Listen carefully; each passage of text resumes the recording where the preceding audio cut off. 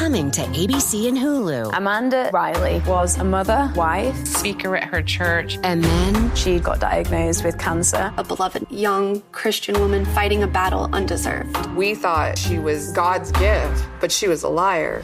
Why would somebody fake cancer? From the #1 smash hit podcast. It was only a matter of time until Amanda's whole world came tumbling down. You're not going to believe this. Scamanda premieres tonight on ABC and stream on Hulu. This podcast is an unscripted, unedited conversation about true crime.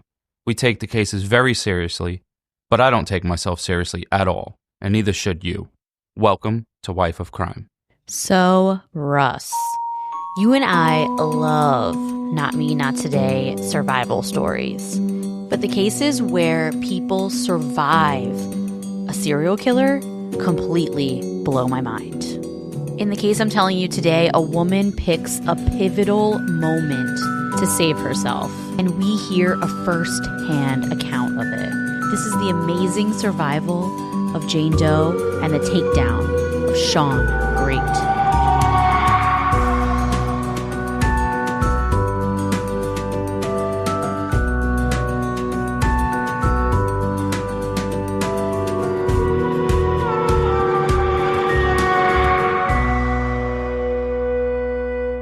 Hello, everyone. Welcome back to Wife of Crime, a true crime podcast where I tell my husband, Russ, true crime stories, and he reacts to them. What's up, folks? It's your boy Russ, a.k.a. I'm moving south for the winter, and I'm here with Jess, a.k.a. a.k.a. Jess 2 times.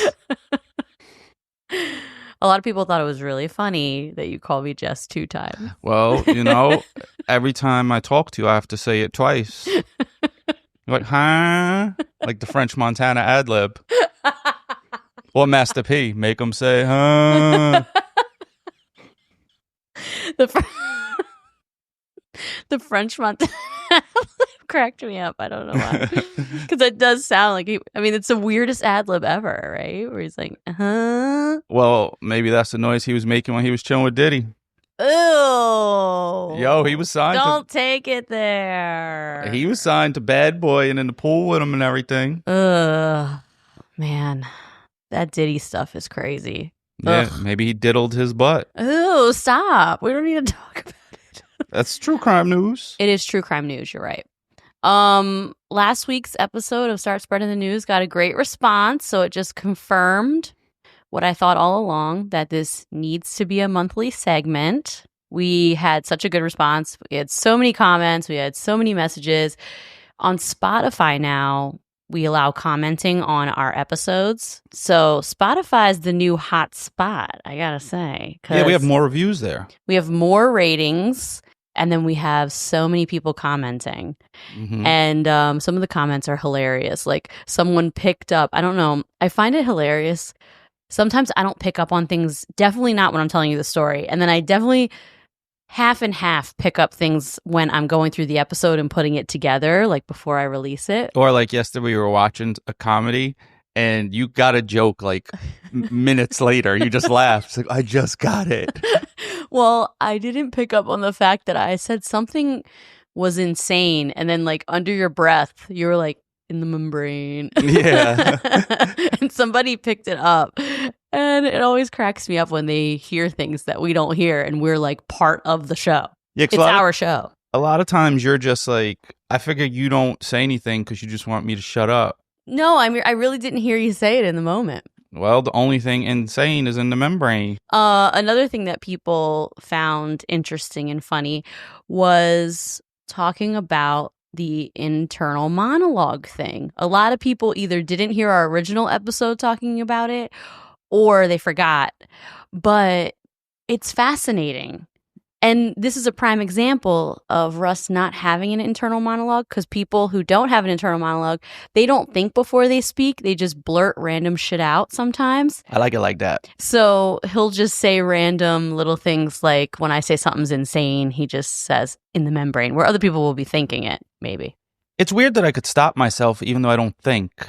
You have to think a little bit. You have to have some sort of filter, because you don't say everything that you think. That's true. But if I did, I'd probably get punched in the face a lot.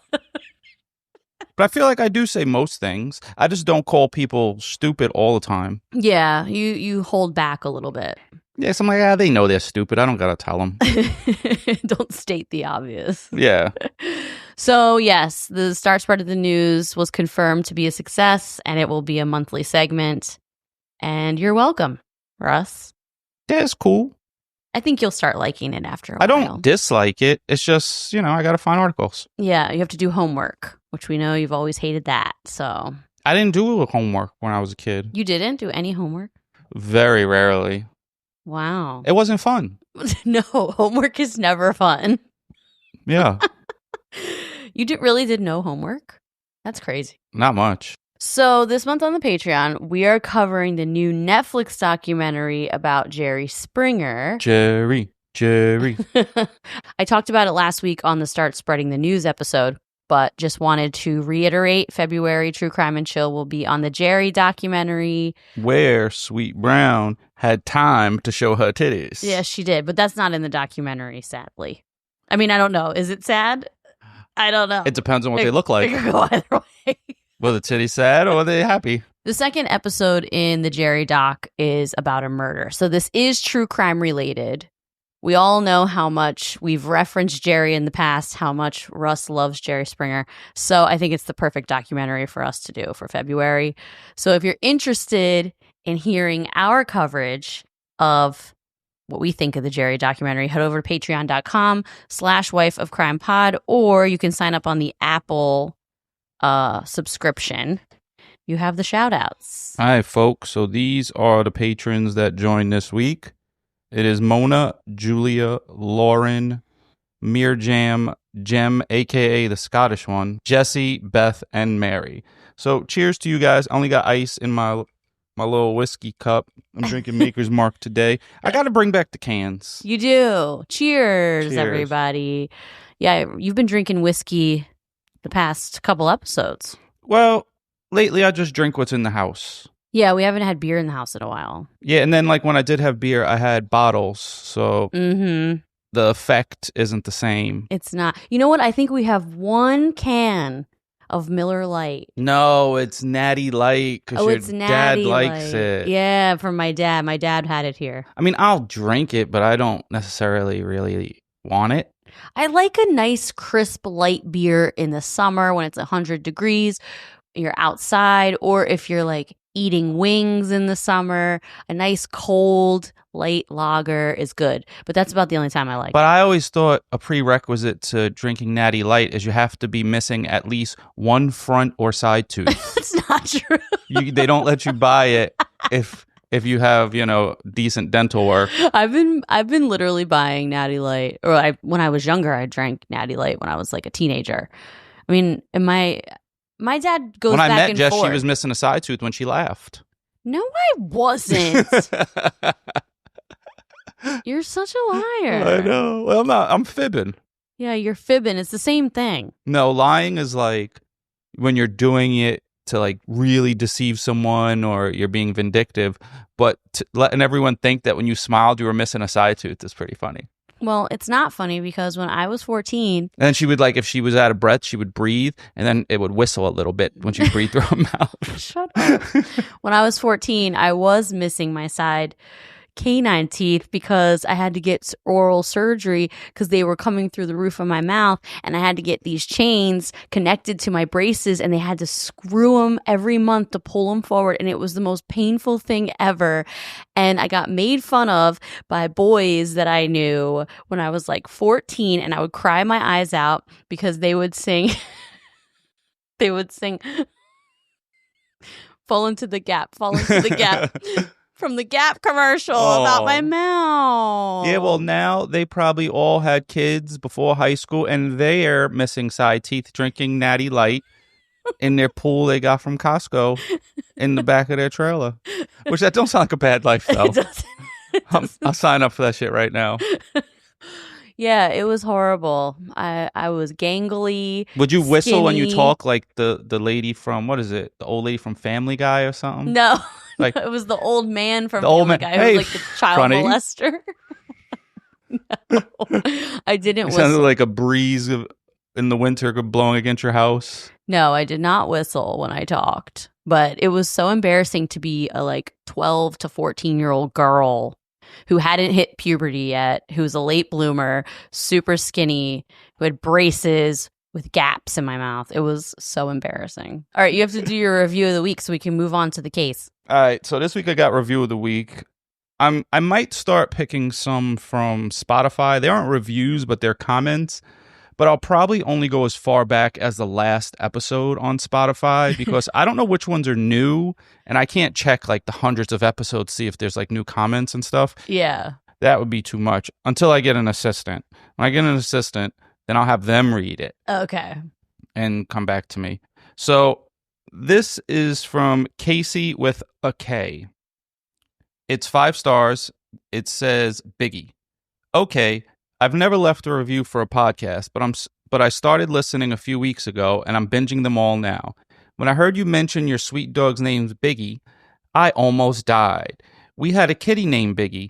He was white with orange tips and crystal blue eyes. Aww. He ran away, and it broke our heart. But Biggie's sister, Smokey, they have a lot of funny names, had a kitten that looked just like Biggie, so we named him Little Big. Aw. We still have him. Anyway, love the podcast, love the banter between you two, and love Russ's jokes and complete airheadedness about history, because the same, and his goldfish memory, because same again. You guys rock. Aw, cheers to that. That was a nice review. Cheers, and RIP to my best friend Biggie. Yes, RIP I still to miss Biggie. Me too. Ugh, it's and awful. Shout out to all your cats. But I would probably have a lot of cats if I had room and someone to clean up after them. Yeah, I mean, cats aren't that dirty if you clean their litter box. They don't smell that bad. You just got to keep up with it. Yeah, just if you get the boy ones that spray. Oh, yeah, you got to be careful with that. Yeah. Okay, we haven't done a Not Me, Not Today case in a long time. Nice, we back. The last one, I'm ashamed to say, was in August of last year. Damn. Yeah. We need to do them more often because we love them. All of our survivor cases are absolutely remarkable.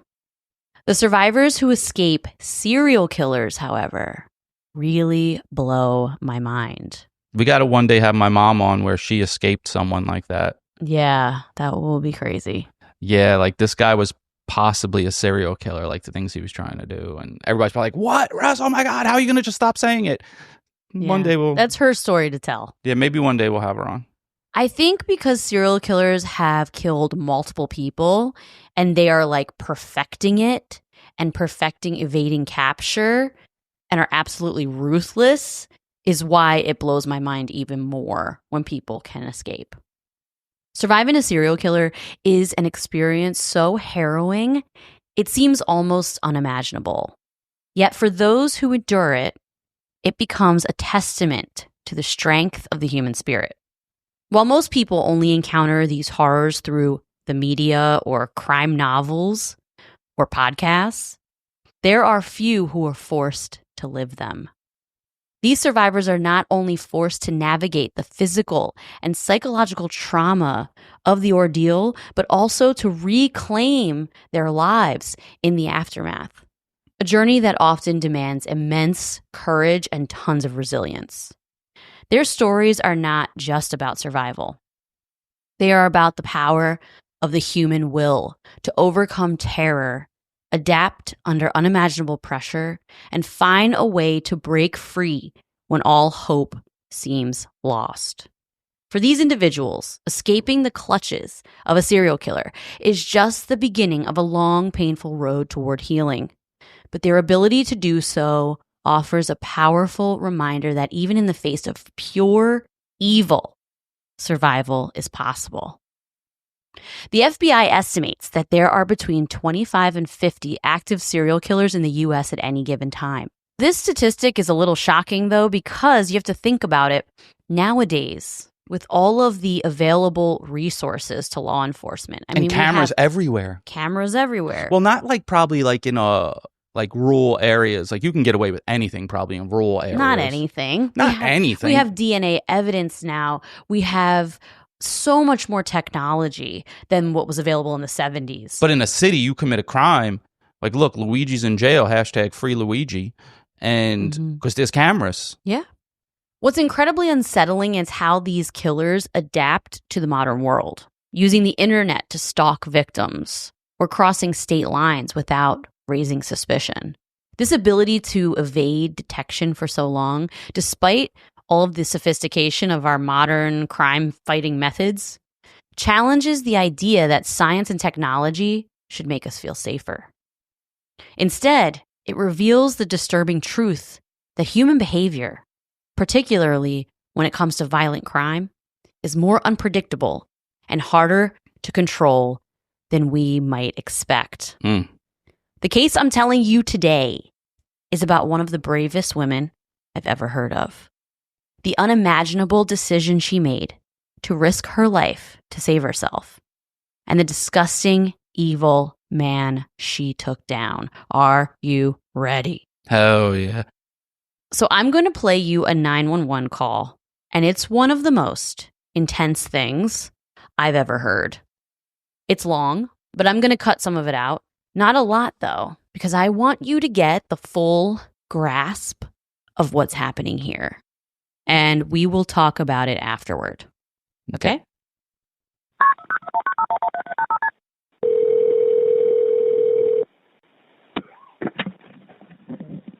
911, what is the address to your emergency? By the 4th Street Laundromat. What is it? 4th Street Laundromat. What's the problem? I've been abducted. What's your name? How do you spell your last name? Who abducted you? Shawn Grate. It's John Green? Shawn Grate. Where's he at now? Asleep. Where's he sleeping at? In the bedroom. In what bedroom? There's 2 houses right by the laundry street. And it's in one of those houses. But you're at the laundromat? No, I'm in the bedroom with them. What color's the house? Is it across? If I'm looking at the laundromat, which way is it?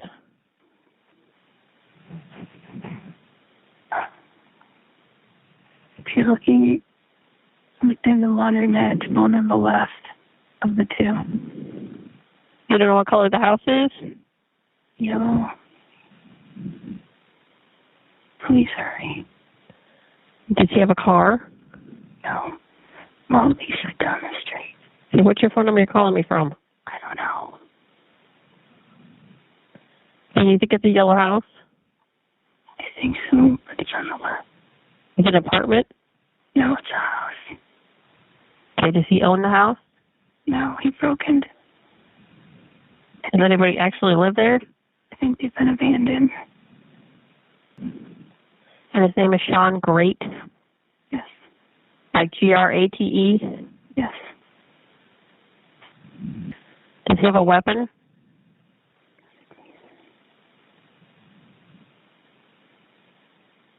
Where do you live? What does he look like? Is he a white male or a black male? He's white. Is he like 6 foot or is he shorter than that? He's like 6'1", 6'2". Do you know how much he weighs? Probably 175. Are you injured? A little. What color is his hair? Brown. Do you know what color his eyes are? What's he wearing? Nothing right now.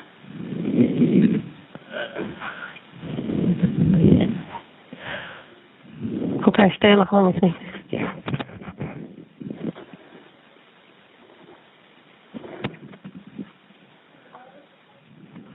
Stay on the line with me, okay? Is he still sleeping?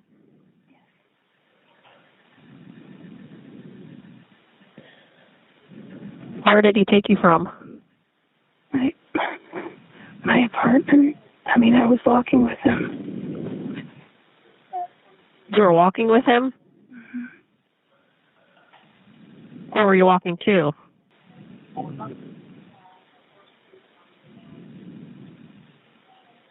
Is there any way you can get out of the building? I don't know, without waking him, and I'm scared.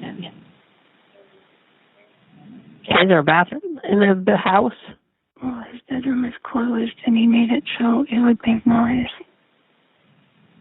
But if you told him he had to go to the bathroom, he would do something to you?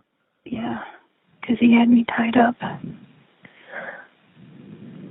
So are you tied up now? Well, yeah, but I kind of freed myself.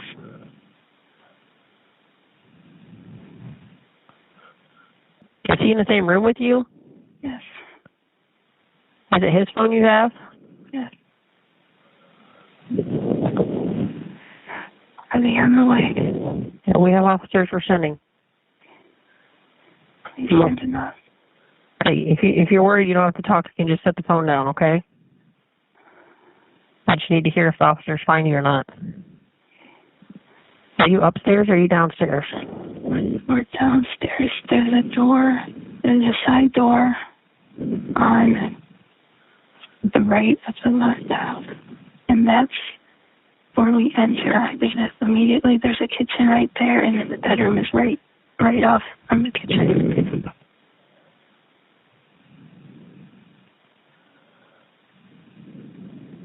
Do you need an ambulance?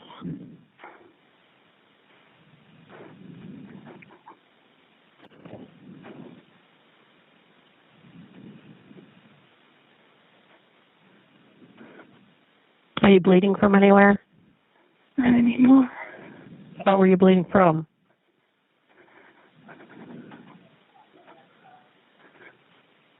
You don't have to talk if you don't need to, okay?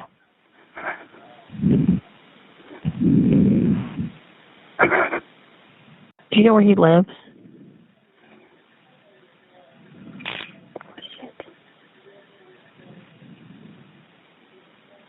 Oh, shit. I woke him up. I just set the phone down.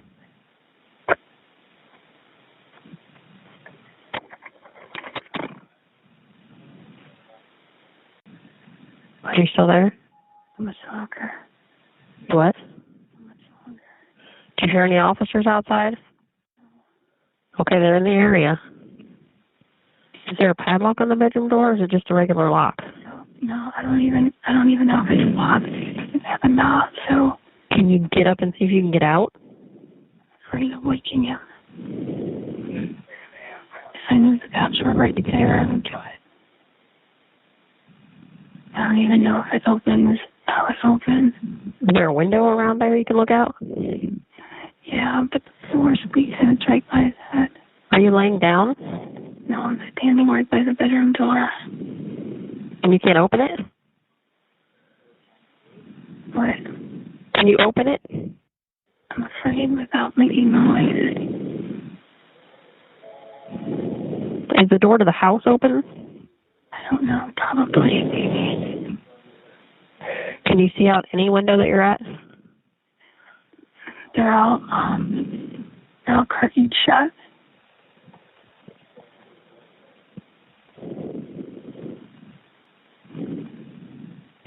If you think you can get out, you need to get out. Unless they were right here. Maybe here might catch some of straw.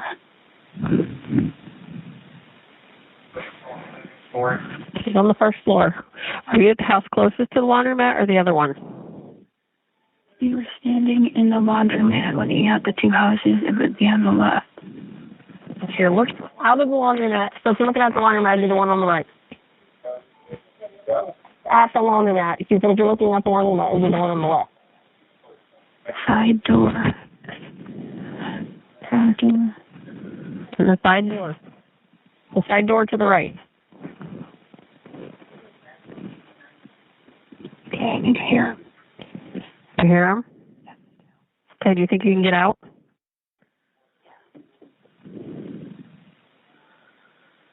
Are you out of the bedroom? It doesn't have a doorknob. They need to push. The door doesn't have a doorknob? Can you see them? No, have them push. No. He said push the door. Are they on the other side of the door? Yeah, I think so. She said have you guys push the door. There's no doorknob there. push it slowly. I take her home. Can you get out of the bedroom? And the door is at the knob. Can you hear anybody right now? Heard the side door open. She heard the side door open. She heard the side door open. Where'd they go?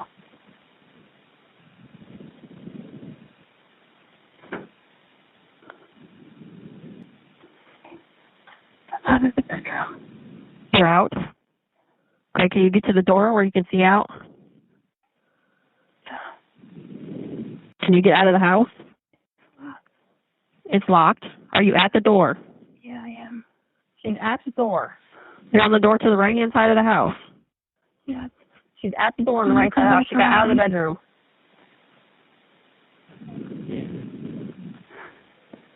Is there a window there? Yeah, I'm looking out and they tell me to come back. She said, Hurry, hurry. she said to hurry up and come back. Can you? Yeah, they can see me if they come locked. to it. The door is locked. No, the bedroom door, no door handle. This one, it's locked. Can't get out. Can you unlock the door at all? Wow, hurry up, get out here. Where is it? That sounds like me. Still sleeping? Yeah. Okay, they have her. Get one on her arms. Unarmed? Yeah. Okay. Wow. It was crazy. I was getting anxious because the 911 operator kept making her talk, and I'm like worried that she's going to wake him up. I know. The whole time when I first heard this, I've heard it like 4 times now. When I first heard it, like I'm holding my breath while I'm listening, and I had to like take deep breaths because I was like, oh my gosh, I can't even fathom. She's standing there naked. She released herself after being tied up. He's sleeping right in front of her, and she's on the phone and she's saying all these things like you can tell she's trying to say as calm as she possibly can, but you can hear the fear in her voice. She's shaking, and you can hear how desperate she is. So I'm kind of curious. This had to be a long time ago because the 911 operator asked, do you know the phone number you're on? So they don't have caller ID? So this wasn't a long time ago, but it was a flip phone.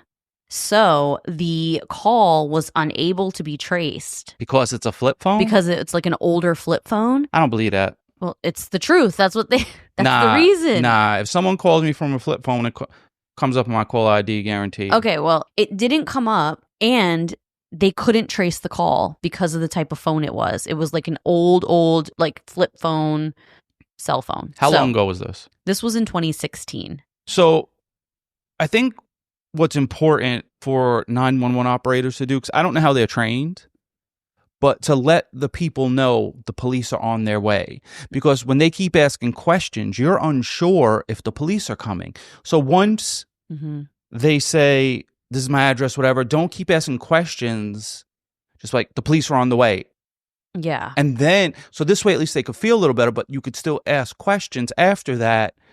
Because I'm panicking. Like, are the police really coming? Yeah, definitely. I mean, to this day, the victim's identity has never been released. So we call her Jane Doe. And I'm going to refer to her as Jane Doe through the entire story. But I'm assuming she's okay.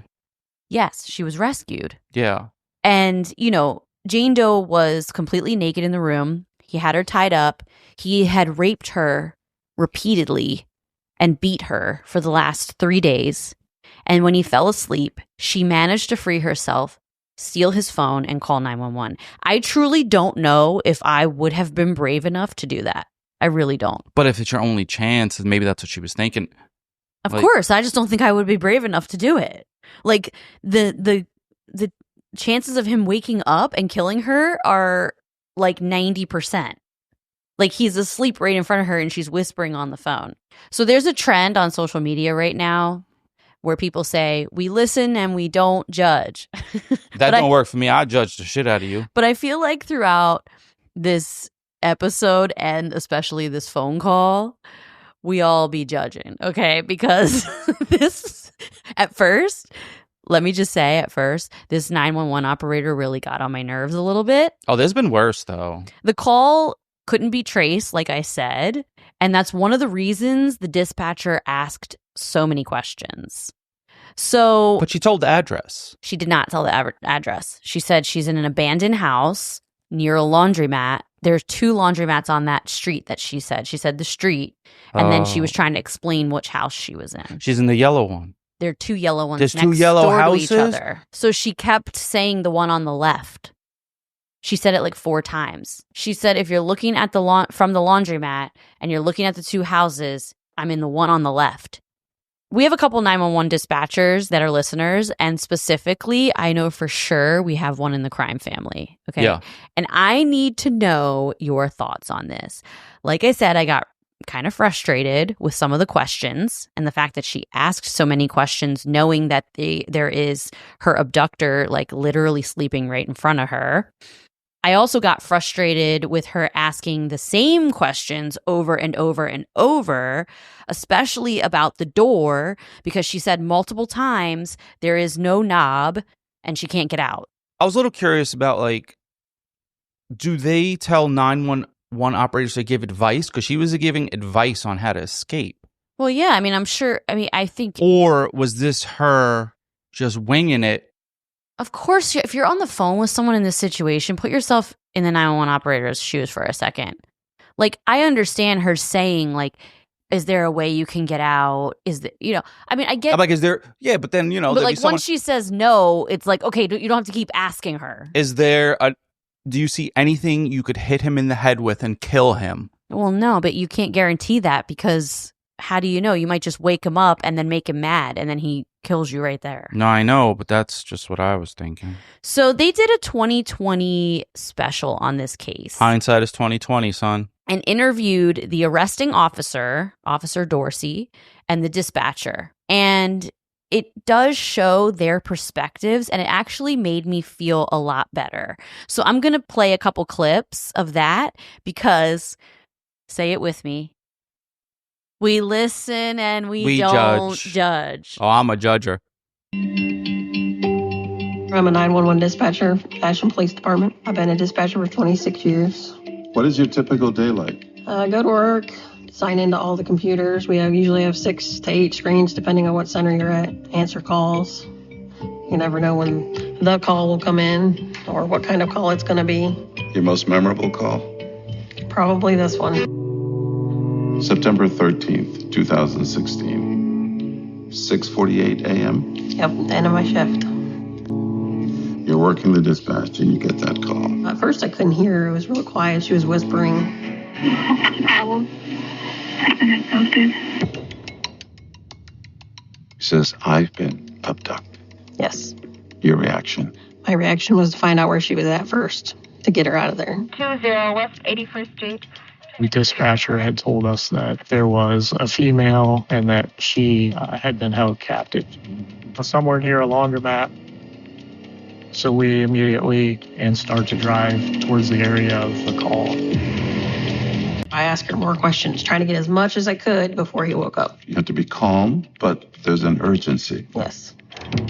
The woman says she's calling from her abductor's phone. He had fallen asleep at some point, and she was able to secure this phone. You couldn't trace the call back then? Couldn't trace the call. This was a flip phone. It was not coming back to a location. Why couldn't she get out on her own? Well, he had taken the doorknobs off, apparently. As Officer Dorsey heads to the scene, there's a problem. How to find her? The caller does not know her exact address, but she tells 911 she's being held captive in a house next to this laundromat. The problem for police is that there are 2 very similar houses in this area. 2 identical houses. You didn't know which one? No, they were nearly identical, both the same color, same shape, 2-story. We had no idea which one. They can't just gang bust into a house. What if he'd have woke up with a weapon and hurt her? So they had to find her quietly. So they were outside looking for her.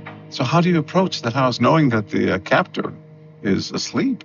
So we first started to just look in windows to see if we could see anything, check different doors to see if we can pinpoint which house she's in. As police conduct the search, there's a heart-stopping moment when the caller says she has awakened. her abductor. You can hear the sheer terror in her voice when he wakes up. Yep. And then the line goes silent. It must have seemed like Yes, that. forever. What's going through your mind?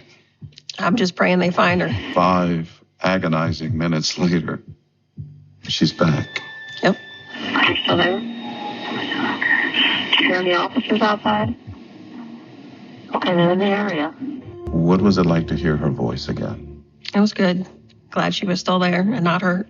And he was still sleeping. I remember as I was checking the doors, panic starts to set in. I wanted to find her so bad. We're going back and forth between the two houses. The dispatcher had told us at some point that she heard a door. Did you hear him? I remembered that I had pulled on a door hard and it made a noise that I didn't intend. So I ran around the house that we were currently at and looked towards the direction of the other house, and I saw her hand. I saw her outstretched hand through the window, and I knew at that point she was in there. I would have gone through the wall to get to her. A hand right on the window. That's pretty eerie. Sounds like something out of a movie. Absolutely. A horror movie. We went to the door. It was locked, and I asked the dispatcher to relay to her that she needed to unlock the door. Can you unlock the door at all? She's able to unlock it, and we're able to open it. It took 19 long minutes to get her out. What was it like when you finally hear Detective Dorsey? It's the best sound ever. I was glad because the officers were safe. She was safe. You smiled a little. Because you're proud of her? Yeah, proud of her. What a relief. What was it like when you came face to face with the victim? I'll never forget the way that she looked at us. She looked shocked, like she had seen a ghost. She was fully nude. I don't think I've ever felt so much relief to find her. Divine intervention and a good dispatcher led us to that house and ultimately that door. So that really shows their perspective, which is important because it shows that it was agonizing for everybody involved. And that cop, he got very emotional at the end. He just wanted to find her so bad. And it was like such a relief when he finally got to her. So it helped me to hear interviews with them to not judge as bad because I was like, okay, everyone was panicking in that moment. Yeah.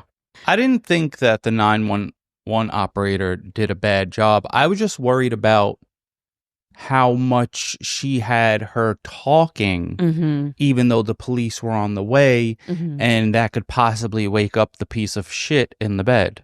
Yeah, and I agree. Like, I don't think she did a bad job either, but that's what was frustrating me while listening is like, okay, stop asking her so many questions. Like, yeah, they're on the way. Let her be quiet and not wake him up. Yeah, that's like, what I was thinking. I understand you need to know what he looks like. I understand you need to know where you are. But then after that, you can talk about your injuries. Like, you don't have life-threatening injuries. We can establish that. But then, like, we don't have to go into detail about anything else until she's rescued. Yeah. That's kind of where I was at. But this really helped me to kind of gain a little perspective that it was a super, super intense situation for everybody involved, and everyone was just doing their best because we listen and we don't judge. That's not true to me. I'm not co-signing that shit. I am Russ the judgerer.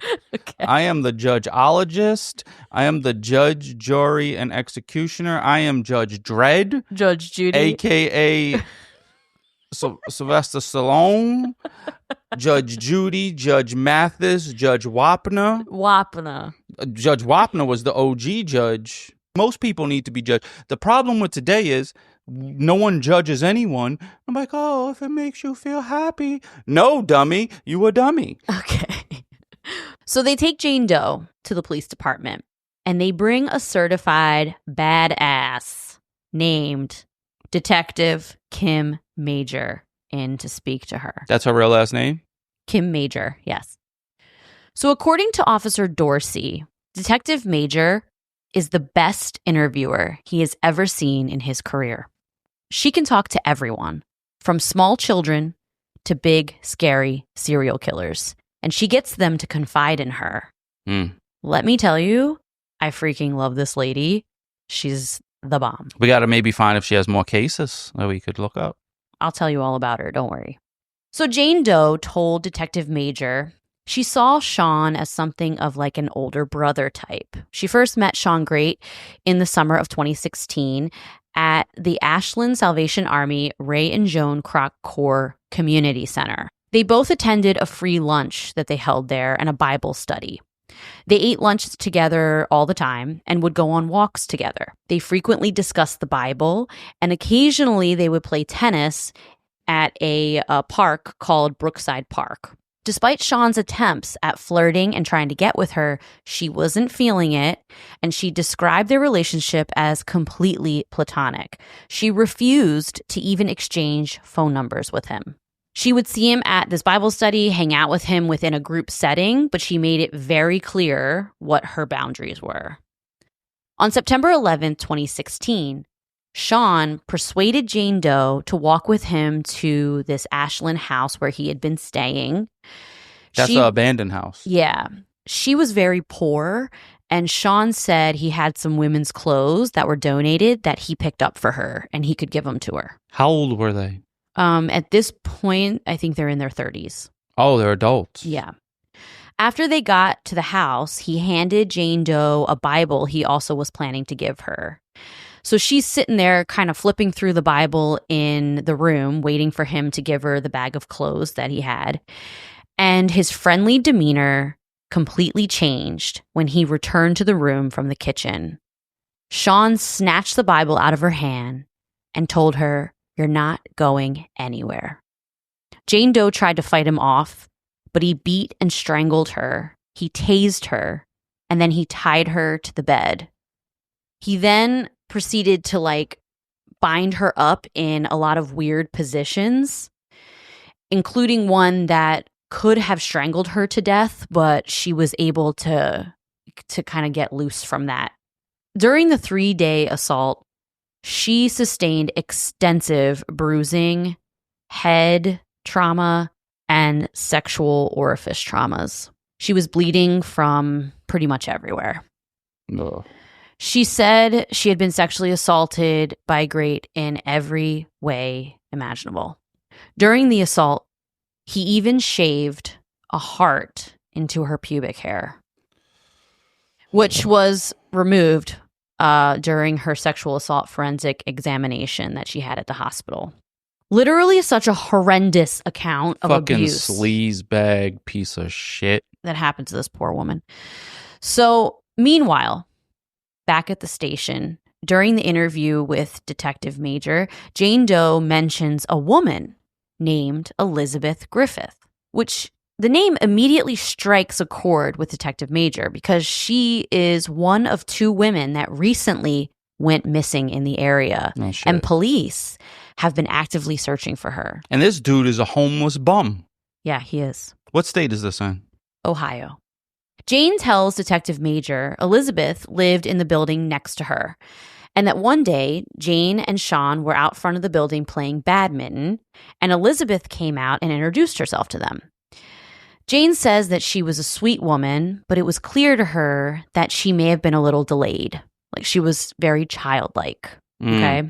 The 3 of them all would frequent the community center where they gave the free afternoon meal.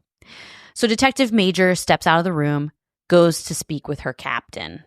The captain tells her, "I want you to go in there and I want you to talk to Shawn now and see if you can get him to tell you about the missing women, because I feel like he's involved." That's good intuition. And Kim Major said the same thing. Like, now that this lady mentioned Elizabeth Griffith's name, and that he knew Elizabeth, it's like, okay, he has to be involved. She's been missing now for a while. This is where I agree with torture. So before she walked in to talk to Shawn, she took her handheld recorder that she usually uses, and instead of showing him the recorder, she decides she doesn't want him to know that she has it. So she drops it down her shirt and tucks it into her bra. She said she did this because she wanted everything to be on the record, and thank God she did, because during the interview, the video system stopped working halfway through. Intuition. So thank God she listened to her gut. She introduces herself, and the first thing she says to him after that is, I'm going to take these cuffs off of you, okay? She wanted him to feel comfortable so he would be more relaxed and open up, so he would start to trust her. At first, he tried to spin it and say that Jane Doe wanted him and that they had a sexual relationship and that this is the kind of rough sex she liked. But Kim Major kept pushing, and eventually, he admitted that there was no consent. He started to open up about his childhood and talk about his anger and resentment towards women and, surprise, surprise, his mother. Poor widow baby. Last year, Save More Money was the most popular New Year's resolution in America. Clearly, a lot of us feel like our money is slipping through our fingers. Well, I don't know about you, but I'm not the best saver, and I don't know much about investing until I started saving and investing with Acorns. Turns out you don't have to be an expert at all because Acorns will recommend a diversified portfolio that fits you and your money goals. And I always thought that when people say, ooh, I invest in stocks, that they had a ton of money or something. Well, you don't need to be rich. Acorns lets you invest with the spare money you've got right now. You can literally start with $5. And you know you guys are spending that at Starbucks on these fancy lattes. So skip the coffee and invest with Acorns. Head over to acorns.com/wifeofcrime or download the Acorns app to start saving and investing for your future today. That's acorns.com/wifeofcrime. Paid non-client endorsement. Compensation provides incentive to positively promote Acorns. Tier 1 compensation provided. Investing involves risk. Acorns Advertisers LLC, an SEC registered investment advisor. View important disclosures at acorns.com/wifeofcrime. Hey there, Ryan Reynolds here. It's a new year, and you know what that means. No, not the diet. Resolutions. A way for us all to try and do a little bit better than we did last year. And my resolution, unlike big wireless, is to not be a raging and raise the price of wireless on you every chance I get. Give it a try at mintmobile.com/switch. $45 upfront payment required, equivalent to $15 per month. New customers on first 3-month plan only. Taxes and fees extra. Speed slower above 40 gigabytes on unlimited. See mintmobile.com for details. Shawn Michael Grate was born on August 8th, 1976 in Marion, Ohio, to Terry Grate and Teresa McFarland. His early years seemed pretty typical of a small-town childhood. He played baseball and football in his backyard, and he had tons of friends with neighborhood children. But even in the early days, there were undercurrents of something darker. Killing animals. From a young age, Shawn struggled academically. He was held back in both kindergarten and first grade. How you get held back that early? You can't color? No, it's probably like just not grasping certain concepts or like behavioral issues. But I would think at that age, it's probably a parental thing, like something's going on at home, because at that age, it's just very simple ABC and color. Yeah. And like, draw a picture and, stuff like that and get along with other children. And maybe he had issues getting along with other kids. It didn't say. It just said that he was held back in both kindergarten and first grade. And this was a setback that would mark the beginning of a long pattern of challenges in school.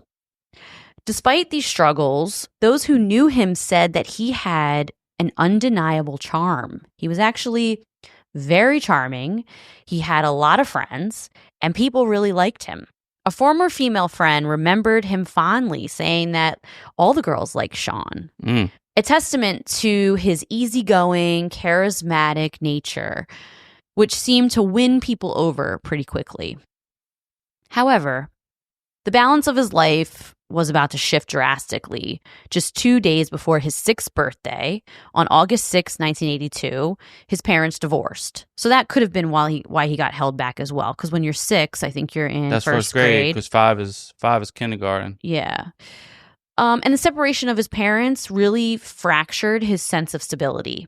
And the tension between his mother, Teresa, and him grew more and more. Shawn was deeply resentful of his mother's boyfriends. This resentment reached a breaking point when, at the age of 11, his mother left him and his brother behind in Ohio to go live with another man in Kentucky. The abandonment was painful for Shawn, and it left him feeling betrayed and angry. He stayed with his father, and from all accounts, he was more present and involved, and they had a decent relationship. During his high school years at River Valley High, Shawn turned out to be really good at sports, particularly baseball. And he's tall. He's like 6'2"-ish. Mm-hmm. He had a natural talent for the game, but that would come to an abrupt end when he had a serious injury. He broke his arm, and when they went in to do surgery, they discovered a tumor. The combination of the injury and his declining health because of the tumor was a turning point in his life. And he never returned to playing sports again after that. I feel you, bro. Yeah. But, I don't want to relate to you. I hope you rot in hell. Yeah, like this is not an excuse. I mean, we know that. We don't make excuses for these shitheads.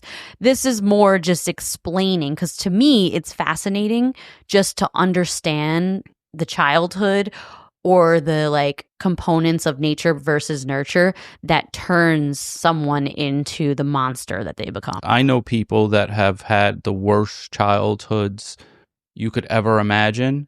And my childhood wasn't the best either. Mm-hmm. And a lot of times people that I know have conquered that. But they will not allow that to define who they are. But we aren't disagreeing. I completely agree with you. Yeah, so stomp his balls out.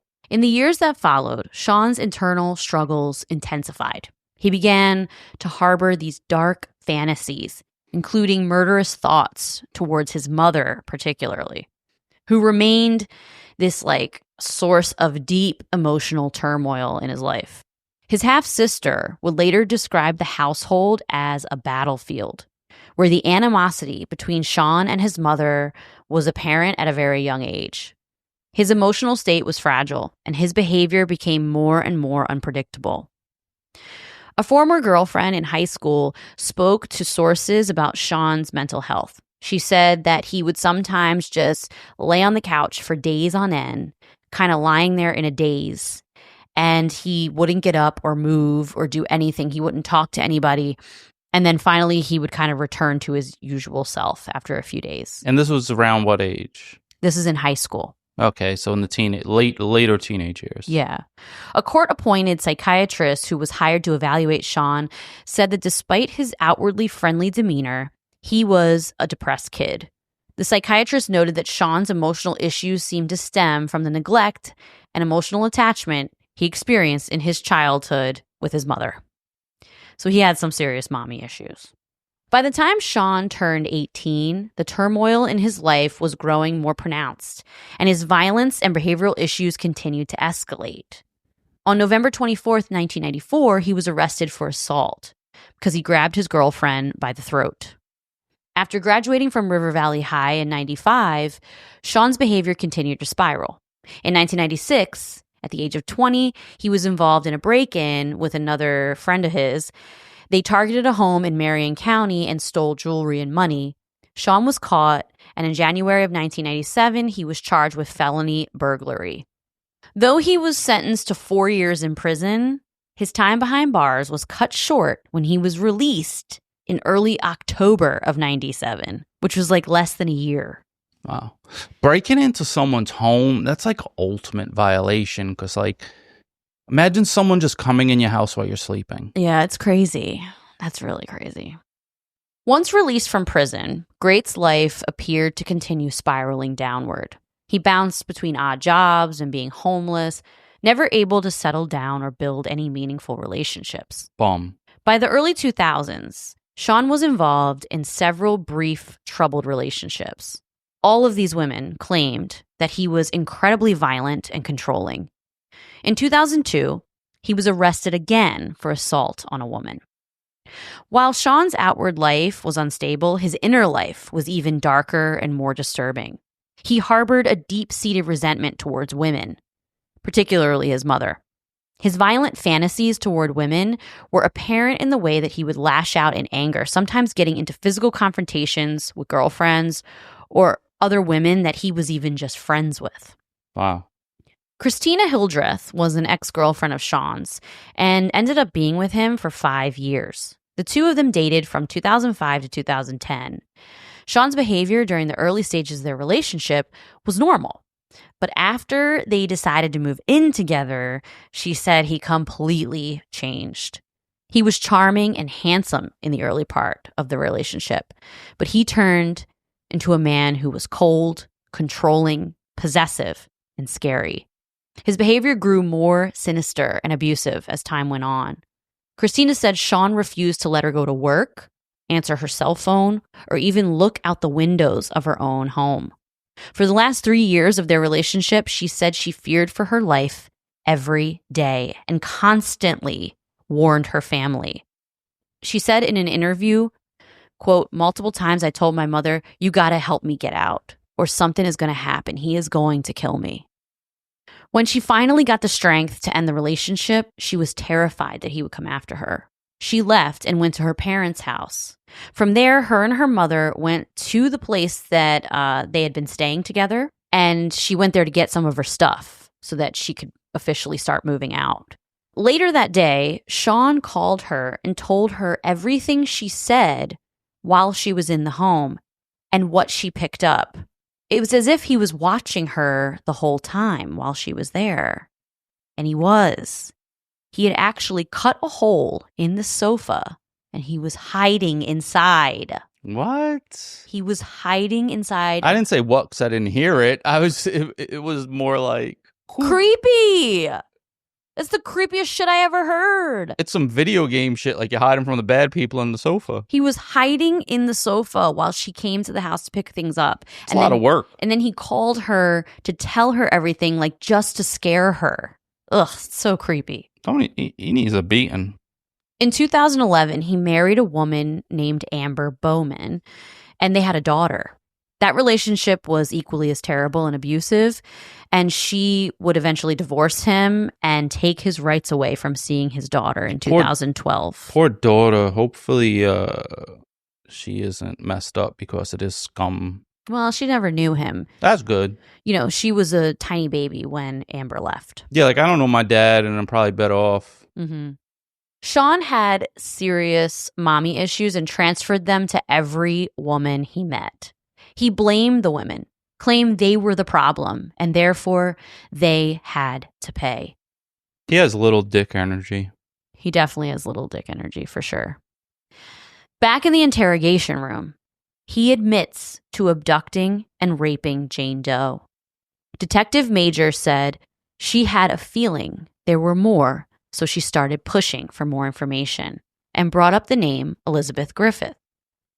He acts like he had no idea what she was talking about, so she says, "We can't find Elizabeth. We'll find her, but we can't right now." And then she leans in because he's looking away, and she says, "Look at me. Look at me. I need your help." He says, "I might not be able to take you to her, but maybe someone else." Whoa. Detective Major says, "How many are there?" He says, "I don't know. It depends on how much you think many is." Police already knew about Elizabeth Griffith and another missing woman named Stacy Stanley, but he is clearly talking about more than that. You got to play up to his ego and act like he's cool, and then he'll tell you everything. No, not in this case. He liked Kim Major because she was nice and empathetic and sweet. Police already knew about Elizabeth Griffith and another missing woman named Stacy Stanley, but he is clearly talking about more than that. He says, "I guess I'm ready for my lethal injection, but I'll tell you everything first." He tells Kim he can take her to Mansfield, to the body of a woman named Candace Cunningham. Police didn't know about Candace because she was never reported missing. So from the other room, there's a group of cops watching her interrogate him on the camera. They start looking up Candace Cunningham online to try to figure out who this woman is and if she, was reported missing or what's going on with that. Candace and Shawn dated earlier that year, and they found her Facebook profile that had pictures of him on it and a post from May 16th that said, "I'm back with Shawn and I love him." In the room with Detective Major, he then says, "And in the house I came from, Elizabeth is in the closet upstairs." Detective Major didn't know if she was alive or dead at that point. The officers outside the room immediately call a team of officers who were on the scene searching the property already. And they tell them, "Go upstairs. There's a closet up there and Elizabeth Griffith is in there." So that's crazy. The officers at the home told the officers at the station, there is no closet upstairs. They didn't know what they were talking about. They couldn't find it. But as they keep looking, they see a hidden door behind piles of clothes and stuffed animals. The door had been taped all around the perimeter. They open the door and they find the body of Elizabeth Griffith under a pile of clothes. She was laying face down, hog-tied. So he was living there with the decaying smell and... Yes, that's why he taped the perimeter of the door to keep the smell contained. Elizabeth was hog-tied and she was decomposing at that point. Shawn tells Detective Major in the interrogation room that Elizabeth called him one night because she couldn't sleep. She came over to the house around 11 o'clock and brought Yahtzee with her. He let her in and then grabbed her by the neck and choked her to death. And this made me so sad because she is developmentally delayed. And she is described by everyone to be simple and childlike. And she brought Yahtzee over to play a game with him. Like, she literally brought a board game over to just have a little fun. I hate him so much. Like, after I heard that, I mean, all of it is terrible. But, like, this woman who, she's just so innocent, It's so sad. Stacey Stanley is still missing, and Detective Major just knows he has something to do with her disappearance. So she keeps pushing him. She asks, are there any other women in the house? And after denying it multiple times, she asks again, Shawn, are there any other girls in the house? And finally he says, yeah, down in the basement, under a pile of trash. Stacey Stanley was a mother of 2 boys, and she was last seen at the BP gas station with a flat tire. She called one of her sons who was at work and told him that a stranger had stopped to help her, and he was a very nice man. Her son offered to leave work to come help her, and she said, no, don't worry about it. He's here, he's helping me, he's changing my tire, and once he's done, I'm just going to head home. She was never seen or heard from again. Shawn tells Detective Major he was the stranger that stopped to help her. He took her back to the house, raped and murdered her. They should let the sons take care of him. The cops on the scene went down to the basement and found the body of Stacey Stanley, where he said she was, under a pile of trash, which is just so horrific. After hours and hours of interviewing him, Detective Major knew Shawn trusted her at this point. Yeah, he's telling her all kind of stuff because at this point he knows he's going down forever. If not for death penalty, it's minimum life, minimum. He told her that she had kind eyes and she had empathy. We listen and we do judge this pile of garbage, scumbag piece of shit. But Detective Major, she didn't show that she was judging him. So that's good because you can't get mad like me. Yeah. You gotta play cool. She played it so cool. Like, she was understanding of him. She was being so nice to him. And that's what made him open up. Because I want to strangle him and put him in garbage. She asked him if he'd be willing to take her to the place where Candace Cunningham's body was. And he said yes. When they pulled up, he got emotional. And Detective Major, she was so nice to him.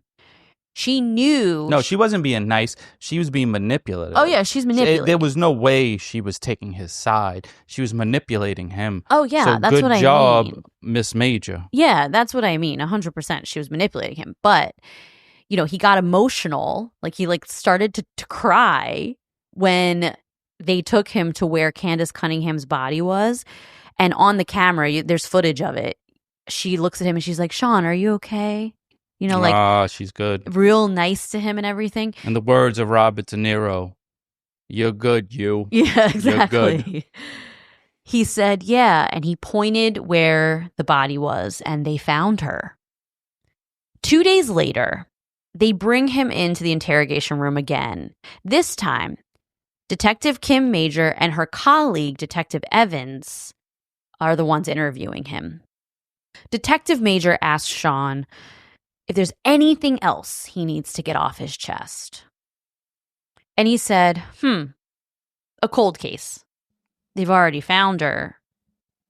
I think her name's Dana. I actually totally forget her name. But it's a cold case. This case had been cold for 10 years. He tells the detectives that he did it when he was young. Well, he did it in 2006. And so he was in his 20s. He tells the detectives that he met the girl when she came to his mother's house to sell magazines. His mother bought a couple, and after a few weeks, the magazines didn't show up. So he got mad at the woman, thinking that she was trying to scam his mother.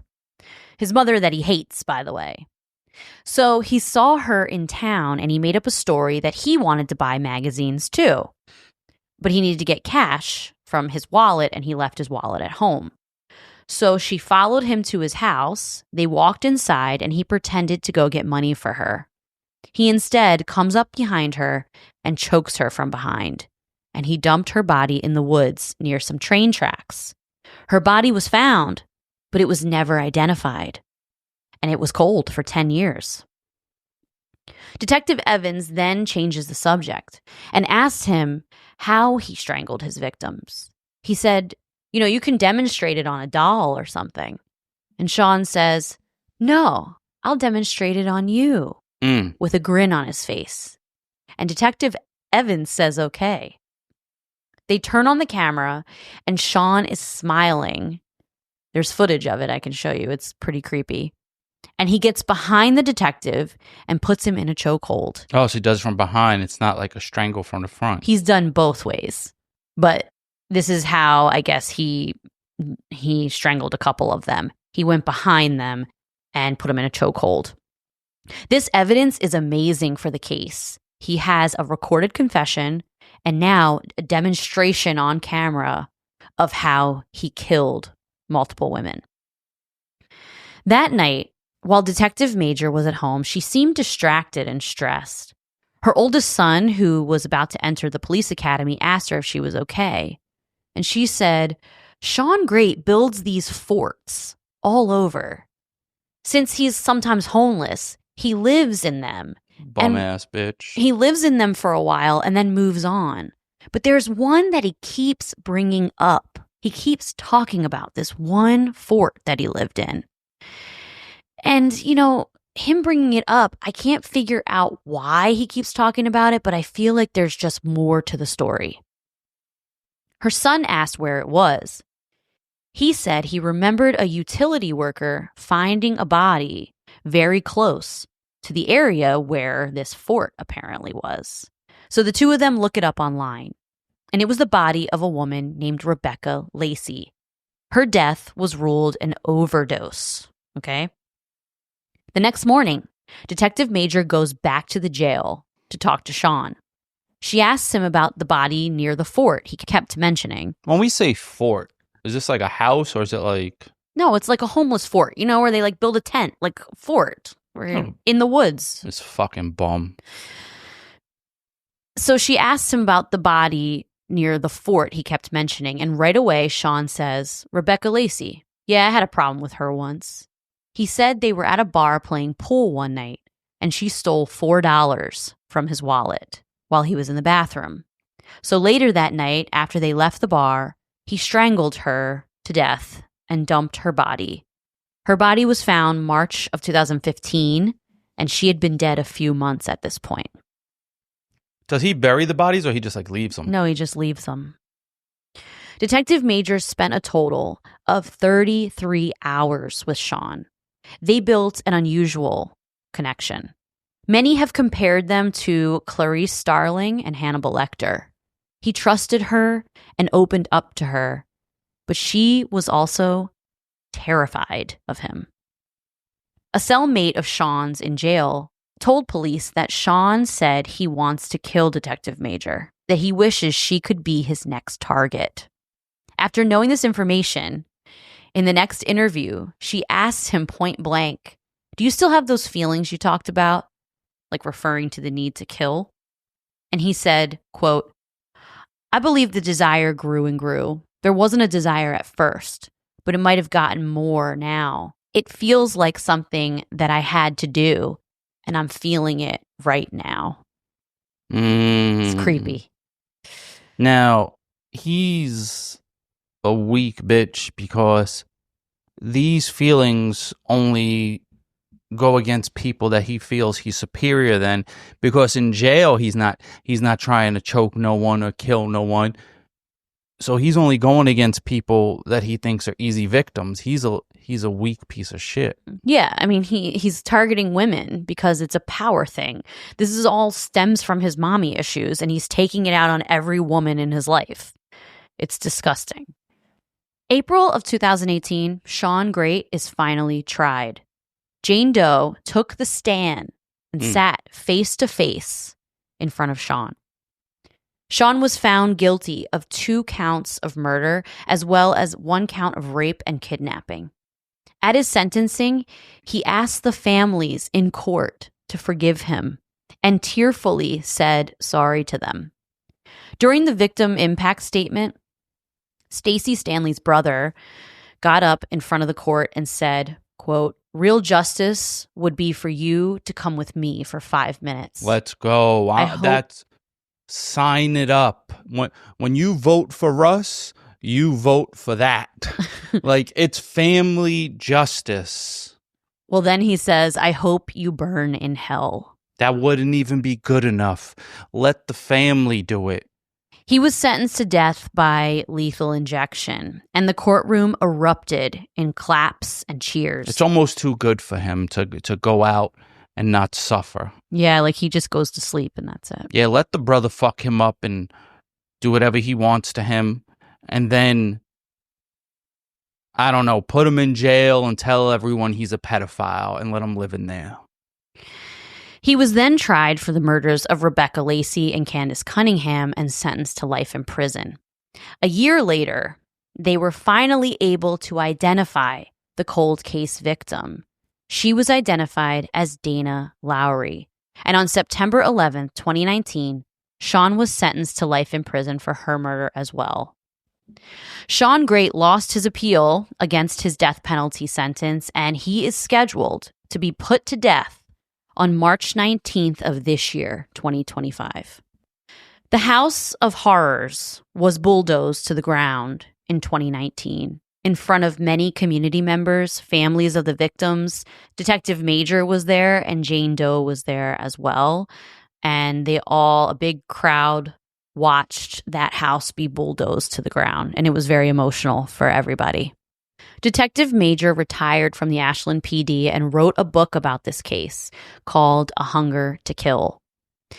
Grate's capture in 2016 ended his killing spree, but it didn't undo the pain he caused for so many people. Each of these women had their lives stolen from them, lives that were full of promise and hope and dreams for a better future. They were not just victims of a serial killer. They were people with families who loved them, friends who cared about them, and futures that would never be realized. Their stories are a reminder of how vulnerable individuals can be exploited by predators and how important it is to never forget these women. Like I said in the beginning, Jane Doe is one of the bravest women I have ever heard of. It's because of her that this monster was caught. I don't know if I would have been brave in that pivotal moment. Jane Doe and Detective Kim Major stand as beacons of courage and resilience. Jane not only survived brutal violence, found strength to endure, but also the will to testify against him face to face in court, giving a voice to those who were silenced by his terror. Detective Major, with her relentless pursuit of the truth and her commitment to the victims, she fought her own fears and her own judgment, because I'm sure there were many points in those interviews that she wanted to punch this dude in the mouth, that she wanted to pounce on him, that she wanted to tell him to go fuck himself. I'm sure many times she did. Yeah, she saw the bigger picture and, you know, what she could get accomplished and get justice for. Absolutely. And they should let the family members get time with this guy alone if they want it. Well, she fought through all of those fears and feelings to uncover the darkness of Shawn Grate's crimes. Together, these two women embody the power of hope. Their bravery reshaped the lives of countless others, ensuring that the monsters who prey on the vulnerable would not go unpunished. And they ensured that this monster in particular will die. March 2025, literally in 2 months. It'll probably be pushed back. His death penalty will probably be pushed back because there hasn't been a death by lethal injection in Ohio since 2020.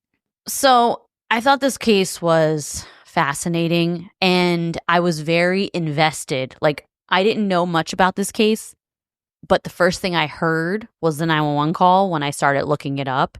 And from that point on, I was super invested because I just wanted to know how this woman was and what happened. And the 911 call is just so crazy because you rarely hear someone in a situation that they've been abducted and they've been abused for multiple days. And you rarely hear someone in those tense, insane moments of trying to survive. And hearing it firsthand is just like really crazy. So I felt like this case grabbed me because of that. And I just wanted to know everything about it. Yeah, it was crazy. But I want more justice. Not where we have him in a jail and he's warm in a climate controlled place and he's getting food and he's going to get a last meal before he gets.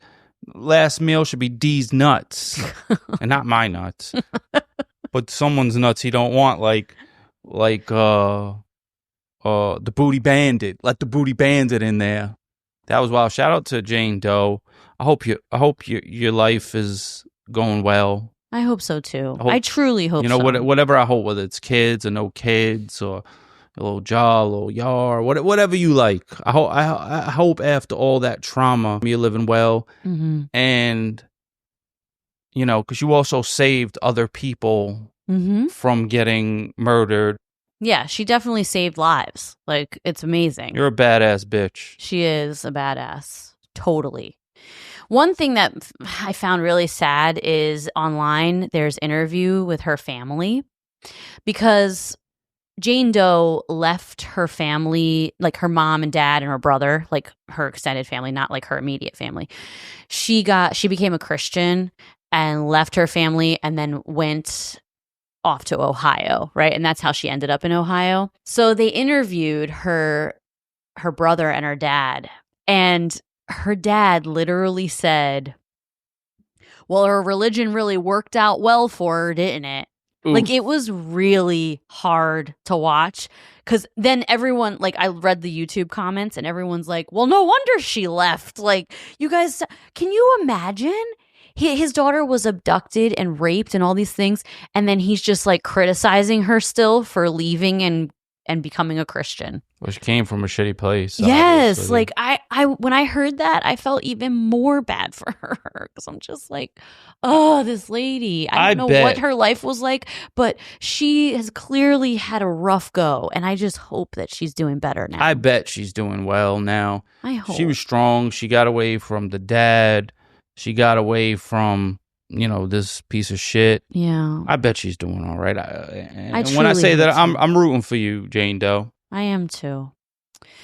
All right. Well, check us out on Instagram at Wife of Crime Pod and Facebook at Wife of Crime the Crime Family.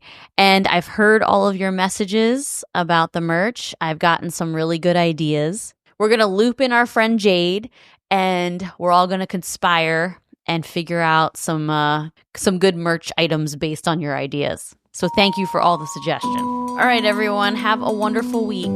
We will talk to you later. I hope you have the week you deserve. You know what? I'm going to change it to something more positive. No, that is. Good people have good weeks. Bad people have bad weeks. That's true. I hope everyone has the week they deserve. And in the words of the late Jerry Springer, take care of yourselves and each other.